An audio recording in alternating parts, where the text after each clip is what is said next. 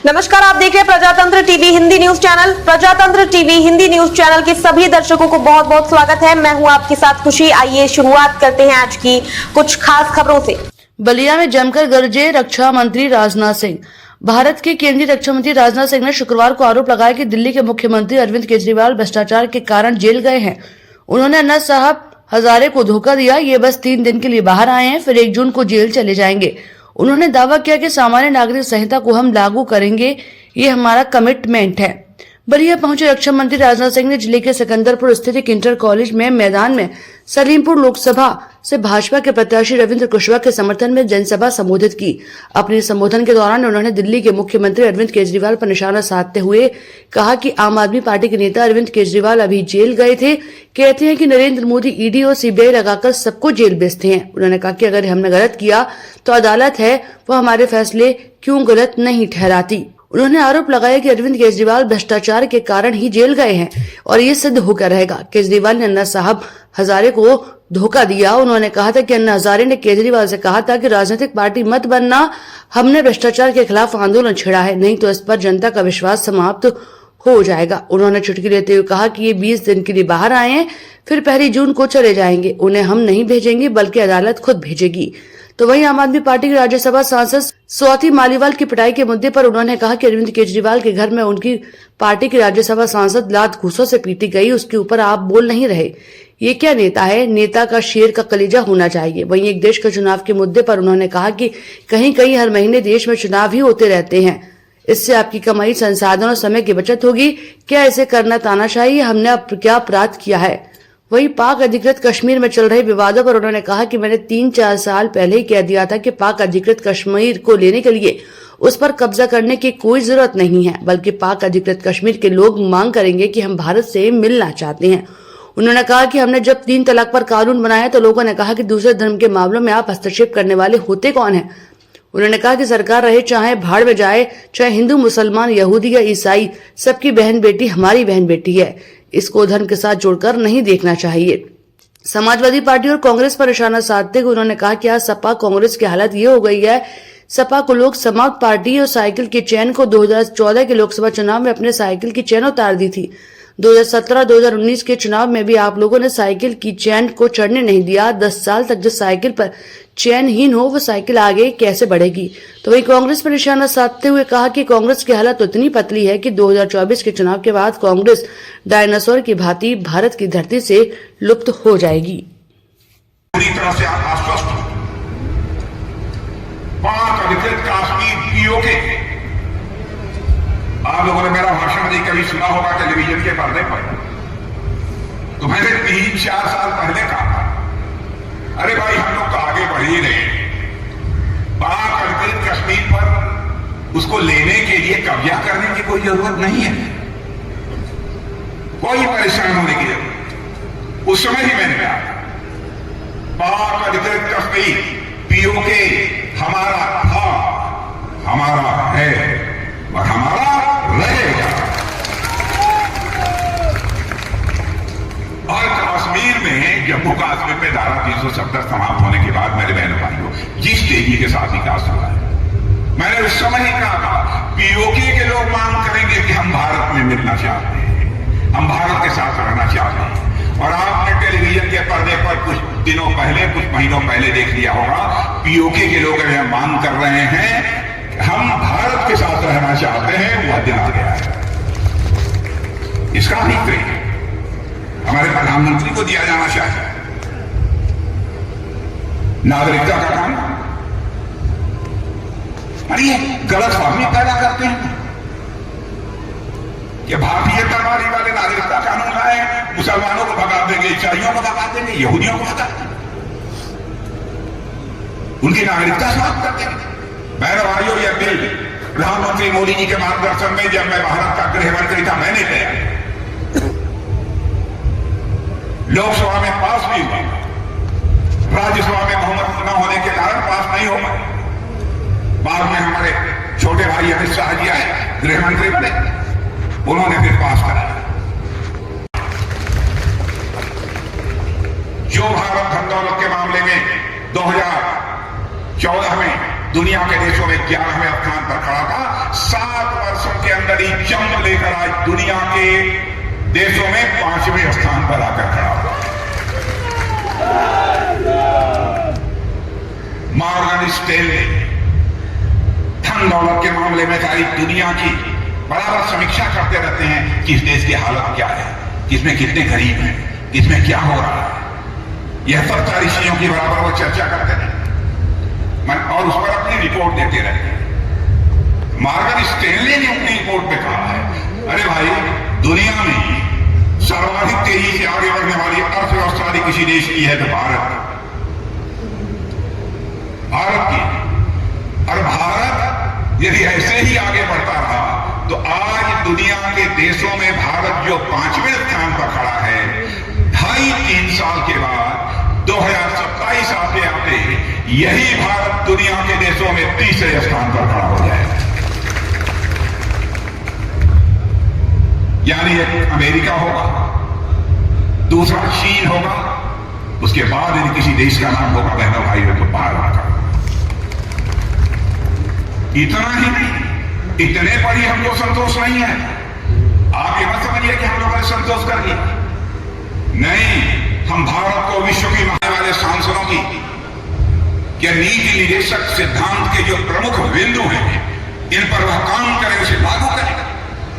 मैं आपसे पूछना चाहता हूं और आपकी आवाज मैं चाहूंगा मेरे बहने भाइयों, क्या हमारे संविधान निर्माताओं ने जो कुछ भी कहा था उसे हमें करना चाहिए कि नहीं करना चाहिए? मैं आपसे पूछना चाहता हूं।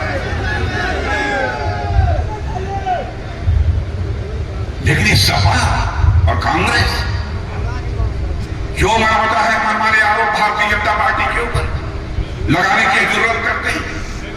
इसीलिए आज इनकी हालत यह हो गई है कि सपा को लोग कहने लगे हैं समाप्त पार्टी।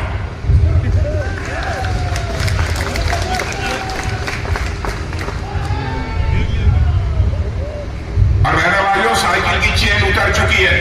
2014 में ही साइकिल की चेन आप लोगों ने उतार दिया।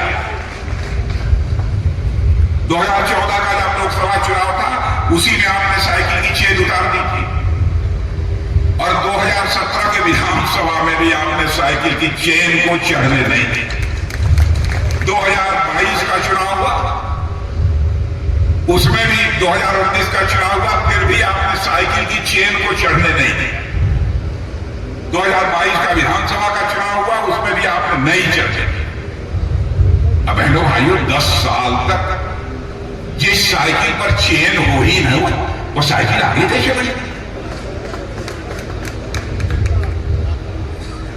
और कांग्रेस की हालत तो कितनी पतली हो गई है कि 2024 के चुनाव के बाद यदि हमारे 10 साल बाद नौजवानों से पूछेंगे कांग्रेस, तो आप पूछेंगे कौन कांग्रेस? जैसे विश्व की धरती से डायनासोर लुप्त हो गए, मुझे लगता है भारत की धरती से अब कांग्रेस भी लुप्त हो गई।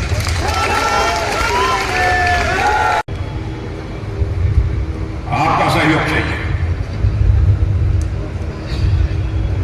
और मेरा विश्वास है कि आप सभी का सहयोग हम लोगों को प्राप्त होगा। अब देखिए, छोटी सी आपने देखा होगा कि कब चुनाव हुआ था विधानसभा का?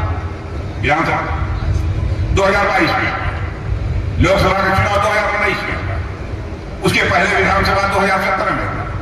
कहीं कहीं हर महीने चुनाव ही देखते होते रहे। हम लोगों ने फैसला किया कि वो सिलसिला बंद होना चाहिए। रोज का रोज चुनाव। इस देश में विधानसभा और लोकसभा चुनाव एक साथ होने चाहिए, एक राष्ट्र एक चुनाव। संसाधनों की भी बचत होगी, आपकी कमाई की बचत होगी, समय की बचत। क्या इसे करना तानाशाही है? क्या अपराध किया है? क्या करना चाहता हूं? समाजवादी पार्टी का इंडी अलायंस, अरे मैंने भाइयों इंडी अलायंस सुने नहीं हो मानी। अब आम आदमी पार्टी है, वो अभी इंडी अलायंस है। पंजाब में आपस में मार कर रहे हैं, लड़ रहे हैं और बाहर में इंडी अलायंस के पार्टनर हैं। अरे कितना धोखा दोगे? अभी जेल में गए थे आम आदमी पार्टी कहते हैं साहब ये तो मोदी जी ईडी और सीबीआई लगा के सबको जेल भेजते हैं। बहन भाइयों, ये हमने गलत किया है तो अदालत है, लोअर कोर्ट है, हाई कोर्ट है, सुप्रीम कोर्ट है, क्यों नहीं हमारे फैसले को गलत ठहराती है? उनके ऊपर तो कोई दबाव नहीं डाल सकता ना।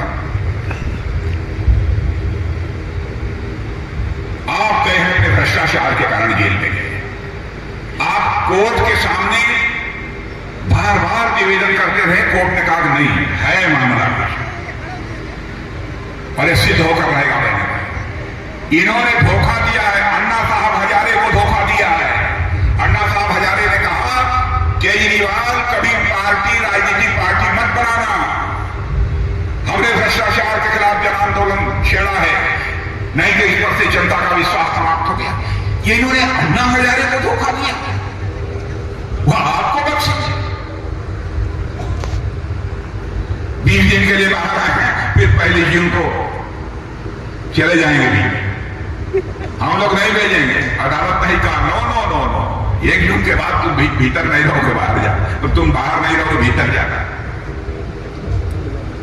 इनके घर में राज्यसभा की सांसद आप पार्टी के सांसद लाख घूसों से,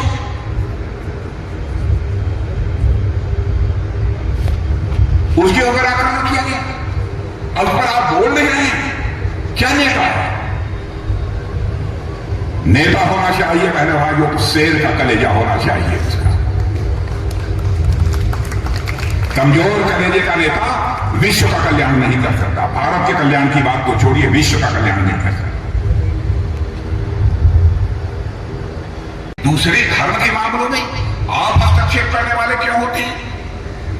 बहनों भाइयों, सरकार रहे या भाड़ में जाए, चाहे हिंदू हो, मुसलमान हो, यहूदी हो, ईसाई हो, उसकी मां बहन बेटी वो हमारी भी मां बहन बेटी है, जिसके ऊपर कोई जुल्म और अत्याचार होगा हम उसके साथ खड़े।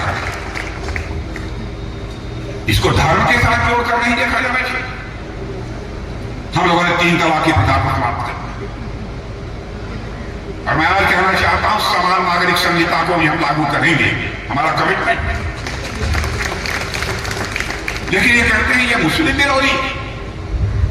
मेरे भाइयों, हम लोग किसी धर्म के खिलाफ कोई काम नहीं करते। हिंदू हो, मुसलमान हो, ईसाई हो, सभी यहूदी हो, कोई जो भी भारत का नागरिक है, सब हमारे भाई। समान नागरिक संहिता की बात मैं इसलिए कर रहा हूं, भारत के संविधान के नीति निर्देशक सिद्धांतों में संविधान सभा के सारे सदस्यों ने कहा कि साहब यह जिम्मेदारी बनती है आने वाले सांसदों की कि नीति निर्देशक सिद्धांत के जो प्रमुख बिंदु हैं इन पर वह काम करें, उसे लागू करें। मैं आपसे पूछना चाहता हूं और आपकी आवाज में चाहूंगा मेरे बहन भाइयों, क्या हमारे संविधान निर्माताओं ने जो कुछ भी कहा था उसे हमें करना चाहिए कि नहीं करना चाहिए? मैं आपसे पूछना चाहता हूं। लेकिन ये सपा और कांग्रेस, रण अब प्रचंड है, बल है, बलवान है, क्रांति का संकल्प है, विकास में विश्वास है, नीतियों की राजनीति है, विचारों पर प्रहार है, वर्तमान है, इतिहास है, विपक्ष की हुंकार है, वादों पर विवाद है, चुनौतियों का अंबार है, राष्ट्र की है ये पुकार।